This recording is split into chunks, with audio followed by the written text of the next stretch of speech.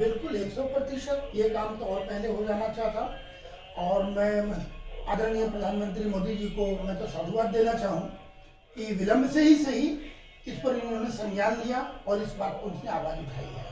यदि प्रधानमंत्री जी ने ये बात उठाई है तो निश्चित रूप से लागू होगा, ऐसी आशा करते हैं पूरे देश के देशवासी, हम हिंदू समाज की तरफ से, संत समाज की तरफ से ये होनी चाहिए। मैं तो बहुत वर्षों से विभिन्न चैनलों पे, अखबारों के माध्यम से, सोशल मीडिया में कि हमारे सरकारी नियंत्रण खत्म होनी चाहिए मंदिरों से। क्यों मंदिरों पर क्यों होने की आवश्यकता है? यदि आवश्यकता है तो बाकी भी तो धर्म स्थल हैं, मस्जिद हैं, चर्च हैं, गुरुद्वारे हैं, वहाँ किसी का नहीं है।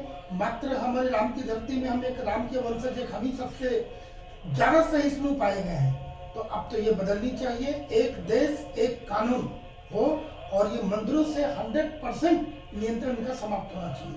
भाई हमारे मंदिरों से जो भी हमारे राजस्व आते हैं वो किसी और को बांट दिया जाता है, उससे मदरसे चलते हैं। तो ये तो अब नहीं चलने वाला, ये तो बहुत हो गया, 70 साल तक बहुत हो गया। अब तो ये बिल्कुल बदलनी चाहिए।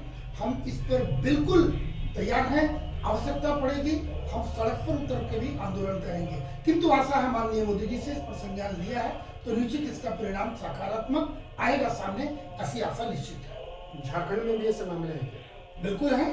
आप देखें झारखंड में, राजधानी की बात करता हूँ, अन्य मंदिर छोड़ दें जो कि नेशनल इंटरनेशनल फेम मंदिर है, जैसे कह सकते हैं बाहर की कोई भी पहाड़ी मंदिर, बिल्कुल शहर के हट पर है ये। उसके बाद तपोवन मंदिर है, उसके बाद जगन्नाथपुर मंदिर है। अभी अभी देखिए कई मंदिर जो शहर के बीच में इसमें धार्मिक न्यास मोड के माध्यम से उन्होंने अपनी दुकान खोली है। मैं तो झारखंड सरकार को बोलना चाहूँ कि 3 वर्ष आपके सरकार के चलाए हुए हो गए, पूर्ण बहुमत से आपकी सरकार आई, 3 साल आपको आवश्यकता लगी नहीं।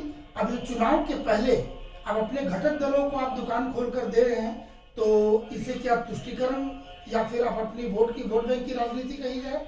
तो ये तो भाई झारखंड में भी आंदोलन इसका प्रारंभ हो चुका है, इसकी आवाज उठी है और आवाज की तब तक हम नहीं रुकेंगे जब तक ये मामला हमारा सुलझ नहीं जाता है।